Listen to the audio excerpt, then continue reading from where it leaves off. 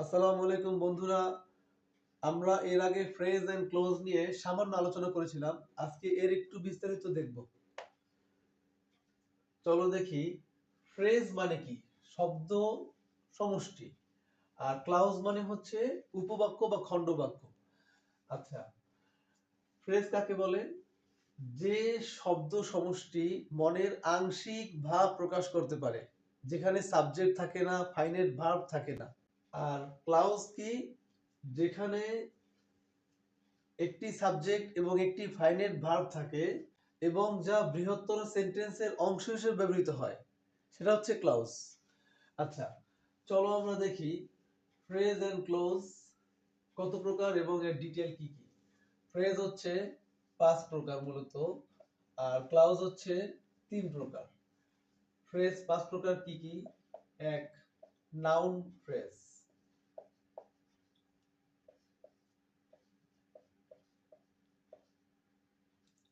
Noun phrase. 2, adjective. Adjective. 3, adverb. Adverb. 4, preposition.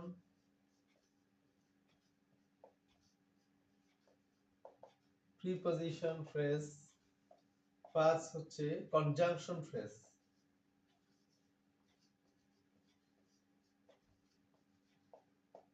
Conjunction phrase. Phrase 5 প্রকার কি কি? Noun, adjective, adverb, preposition, conjunction. আর clause 3 প্রকার কি কি? এক হচ্ছে principal clause.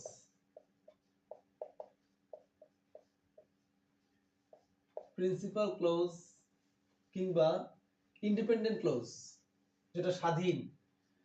2, subordinate clause. Subordinate. Subordinate clause কিংবা ডিপেন্ডেন্ট ক্লোজ। অর্থাৎ প্রিন্সিপাল ক্লোজ হচ্ছে ইন্ডিপেন্ডেন্ট, স্বাধীন, আর সাবঅর্ডিনেট হচ্ছে পরাধীন মানে ডিপেন্ডেন্ট। তৃতীয় হচ্ছে কোঅর্ডিনেট ক্লোজ।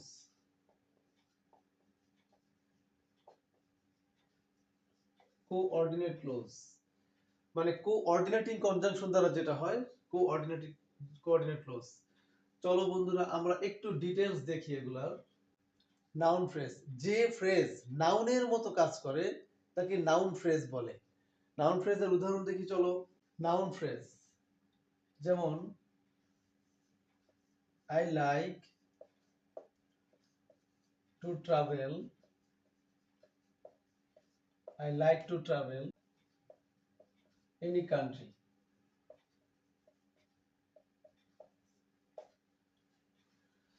এই যে টু ট্রাভেল, তারপরে দেখো to swim is a good exercise. এই যে টু সুইম, তারপরে দেখো বন্ধুরা এই যে reading novel is a good habit. অর্থাৎ নাউন ফ্রেজকে বন্ধুরা আমরা কিন্তু 5 প্রকার ফ্রেজের মধ্যে নাউন ফ্রেজ 1 নাম্বার। আচ্ছা, এইখানে খেয়াল করো এই যে টু ট্রাভেল, তারপরে টু সুইম, এটা কিন্তু এই যে এটা কিন্তু নাউনের মতো কাজ করতেছে। আবার দেখো আমরা যদি বলি এটা ইনফিনিটিভ ফ্রেজ কিংবা জিরান্ড ফ্রেজ, এই যে মূল ভার্বের সাথে আইএনজি যোগ হয়ে এটা কিন্তু কি হইতেছে, এটা নাউন, কিন্তু এটা এক্সপ্রেশনটা কিন্তু নাউন। তাহলে আমরা যদি বলি যে জিরান্ড ফ্রেজ, ইনফিনিটিভ ফ্রেজ বলতে পারি, কিন্তু মূলত ফ্রেজ 5 প্রকার। আচ্ছা, তাহলে মূলত কি, যে ফ্রেজ নাউনের মতো কাজ করে তাকে নাউন ফ্রেজ বলে। আচ্ছা, এখন আমরা দেখব অ্যাডজেক্টিভ ফ্রেজ। যেমন MacGyver is a well behaved. MacGyver is a well behaved man, এই যে ওয়েল বিহেভড মানে MacGyver is what kind of man? Well behaved man. Adjective, adjective phrase কি? যে ফ্রেজ অ্যাডজেক্টিভের মতো কাজ করে সেটা হচ্ছে অ্যাডজেক্টিভ ফ্রেজ। আচ্ছা, তারপরে দেখো দেখো বন্ধুরা, Jim Carrey lives very interesting life.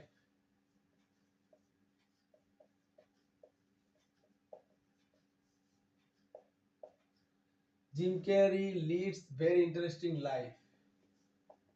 আচ্ছা, অর্থাৎ এই যে ভেরি ইন্টারেস্টিং মানে জিম ক্যারি কি ধরনের লাইফ লিড করে, কি ধরনের জীবন যাপন করে, সে সে খুবই মানে আনন্দদায়ক জীবন যাপন করে, ভেরি ইন্টারেস্টিং। এটা হচ্ছে কি? Adjective phrase. আচ্ছা, তারপরে যেমন ধরো I am very happy, I am very happy with his work. আমি তার কাজে কি ধরনের খুশি, ভেরি হ্যাপি। এই যে অর্থাৎ যে ফ্রেজ অ্যাডজেক্টিভের মতো কাজ করে তাকে এই যে শুধু well behaved, very interesting, very happy এর আগে পরে যদি আমরা কিছু না ইউজ করি তাহলে কিন্তু কমপ্লিট হয় না। হ্যাঁ, সেন্টেন্স কিন্তু কমপ্লিট হয় না। তাহলে এটা হচ্ছে অ্যাডজেক্টিভ ফ্রেজ। এখন আমরা দেখব অ্যাডভার্ব ফ্রেজ। যে ফ্রেজ অ্যাডভার্বের মতো কাজ করে তাকে অ্যাডভার্ব ফ্রেজ বলে। যেমন হি ওয়াক্স, হি ওয়াক্স ভেরি ফাস্ট। এই যে ভেরি ফাস্ট, হি ওয়াক্স ভেরি ফাস্ট, সে খুব দ্রুত হাঁটে। সে কি ধরনের হাঁটে? আস্তে, জোরে। হি ওয়াক্স ভেরি ফাস্ট। দেখো বন্ধুরা, she swims with great energy.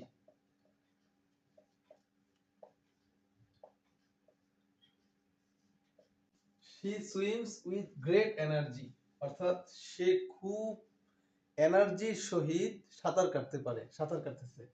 Great energy, এনার্জির কোনো ঘাটতি নাই আর কি।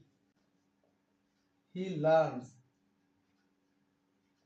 He learns in an easy manner. এই যে ইন অ্যান ইজি ম্যানার, সে তার পড়াশোনার পদ্ধতিটা কিভাবে, সহজ না কঠিন, সে খুব সহজে লার্নস কি শেখায়, সহজে।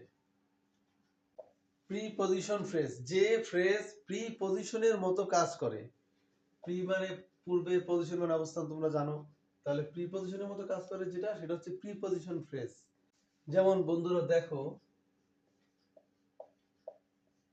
Don't love, don't love at the poor. অর্থাৎ কি দাঁড়ালো? এই যে এট দ্য পোর, হ্যাঁ, অর্থাৎ দরিদ্রর প্রতি হেসো না। এট দ্য পোর, শুধু এট দ্য পোর কিন্তু কোনো সেন্টেন্স কমপ্লিট করতে পারতেছে না। Don't love at the poor. আচ্ছা, তারপরে দেখো put the mobile on the table. এই যে put the mobile on the table, মোবাইলটা রাখো, কোথায় রাখো? টেবিলের উপরে রাখো। আচ্ছা, তারপরে দেখো যেমন ব্রিটিশ, ব্রিটিশ এয়ারওয়েজ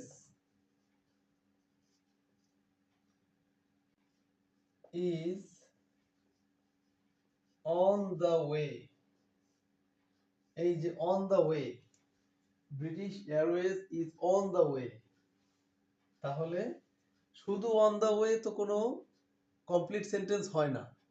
তাহলে এই British Airways on the way, মানে আসার পথে। মানে এখন যদি আমরা শুধু এতটুকু বলি তাহলে কি কোনো সেন্টেন্স কমপ্লিট হয়? At the poor, on the table, on the way, complete কোনো অর্থ হয় না। তাই আমাদের প্রিপজিশন ফ্রেজ হচ্ছে মূলত যেটা প্রিপজিশনের মতো কাজ করে। এটা হচ্ছে প্রিপজিশন ফ্রেজ। এখন চলো আমরা দেখি কনজাংশন ফ্রেজ। যেমন দেখো বন্ধুরা, as soon as you can he go out। এই যে as soon as you can মানে যত দ্রুত তুমি পারবে, he go out সে চলে যাবে। মানে complete the work as early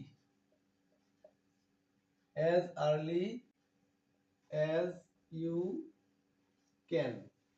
complete the work as early as you can, কাজটি সমাপ্ত করো যত দ্রুত তুমি পারো। এই যে as early as you can। তারপরে দেখো বন্ধুরা, Richard dean Anderson is not only genius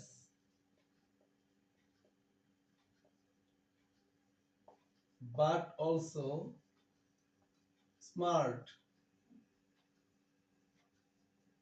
অর্থাৎ আমরা যে ম্যাকগাইভার দেখছি না, ম্যাকগাইভারের যে হিরো তার নাম কি? Richard dean Anderson. আমার খুব প্রিয় একজন ব্যক্তি।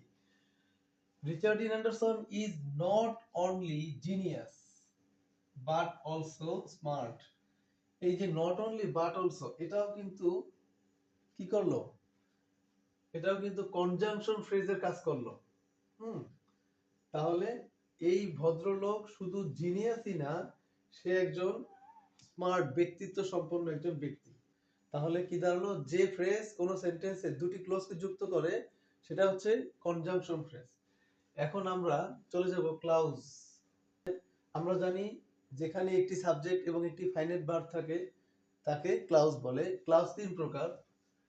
আচ্ছা, প্রথম হচ্ছে কি? Principal clause. প্রিন্সিপাল ক্লজ কিংবা ইন্ডিপেন্ডেন্ট ক্লজ, অর্থাৎ মেইন যে ক্লজ কিংবা স্বাধীন, যেটা স্বাধীন।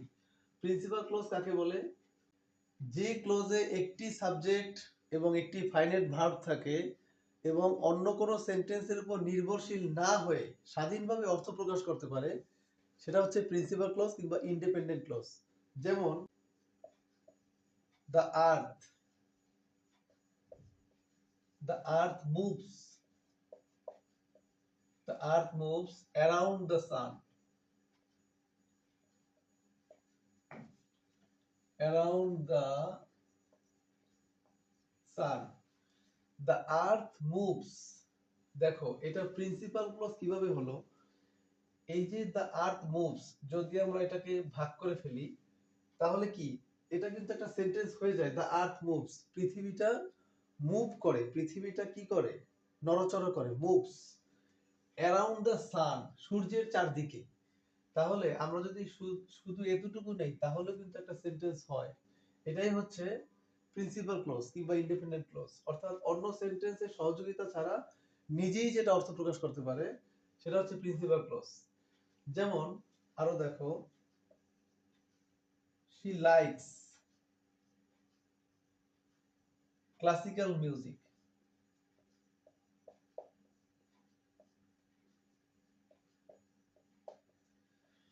she likes classical music। এখন আমরা যদি বলি she likes তাহলেও তো সে পছন্দ করে, এটাও তো একটা অর্থ প্রকাশ করে। এখন আমরা দেখব সাবঅর্ডিনেট ক্লজ। যে ক্লজে একটি সাবজেক্ট এবং একটি ফাইনাইট ভার্ব থাকে কিন্তু প্রিন্সিপাল ক্লজের সাহায্য ছাড়া নিজে সম্পূর্ণ অর্থ প্রকাশ করতে পারে না, সেটা হচ্ছে সাবঅর্ডিনেট ক্লজ। ওই যে আমরা বলছিলাম ডিপেন্ডেন্ট, এই ভদ্রলোক হচ্ছে প্রিন্সিপাল ক্লজের উপর নির্ভরশীল, ডিপেন্ডেন্ট ক্লজ। আচ্ছা, সাবঅর্ডিনেট ক্লজের উদাহরণ দেখি। If it rains,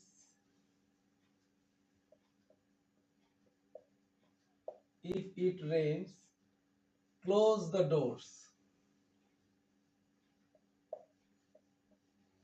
Close the doors. মানে যদি বৃষ্টি হয়, দরজা বন্ধ করা নির্ভর করে কিসের উপরে? যদি বৃষ্টি হয়, বৃষ্টি না হলে দরজা বন্ধ করার দরকার নেই। তাহলে if it rains, close the doors. আচ্ছা,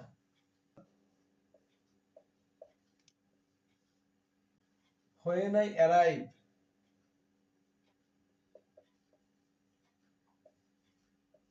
I pay the salary.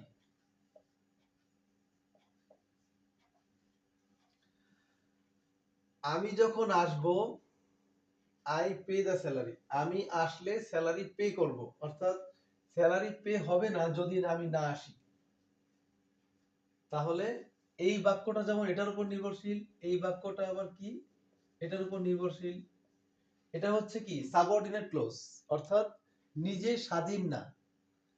এই ভদ্রলোক কিসের উপর নির্ভরশীল? প্রিন্সিপাল ক্লজের উপর নির্ভরশীল। তাহলে when I arrive, আমি আসলে, আমি আসব এবং স্যালারি পে করব। তার মানে না আসলে স্যালারি পে হবে না, বিষয়টা এরকম নির্ভরশীল। এবার আমরা দেখব কোঅর্ডিনেট ক্লজ। কোঅর্ডিনেট ক্লজ মানে কি? যখন দুই বা ততোধিক একই জাতীয় ক্লজ কোঅর্ডিনেটিং কনজাংশন দ্বারা যুক্ত হয়, সেটা হচ্ছে কোঅর্ডিনেট ক্লজ। অর্থাৎ একই জাতীয় clause coordinating conjunction. Coordinating conjunction কি? যেমন এন্ড হইতে পারে, বাট হইতে পারে, অর হইতে পারে। হ্যাঁ, এগুলা হচ্ছে কোঅর্ডিনেট ক্লজ। যেমন বন্ধুরা দেখো, I went to market and bought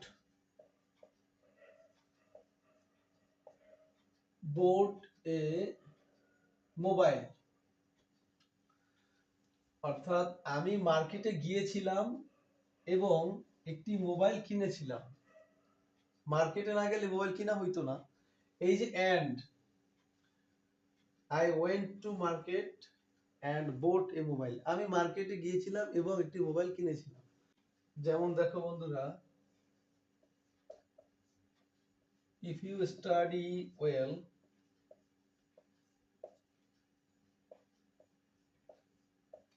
you will pass. You will pass the exam. তাহলে এই যে if you study well, তুমি ভালো করে পড়াশোনা করলে তুমি পাস করবে, পরীক্ষায় পাস করবে। যে কোনো কাজ ভালো করে করলে তুমি সেটা সাকসেস হবে। আচ্ছা, তারপরে দেখো I stayed in my class because of rain. Because of rain মানে আমি বৃষ্টির কারণে ক্লাসে অবস্থান করছিলাম। তাহলে এই যে if you study well, if তারপরে I stayed in my class because of rain, এগুলো হচ্ছে কোঅর্ডিনেট ক্লজ, অর্থাৎ কোঅর্ডিনেটিং কনজাংশন দ্বারা যুক্ত হইতেছে। তাহলে বন্ধুরা, ফ্রেজ এন্ড ক্লজ তোমরা একটু প্র্যাকটিস করলেই পারবে। এগুলো কিন্তু খুব সহজ এবং খুব গুরুত্বপূর্ণ। তাহলে আজকে এতটুকু বন্ধুরা, ধন্যবাদ। দোমো আরিগাতো গোজাইমাসু।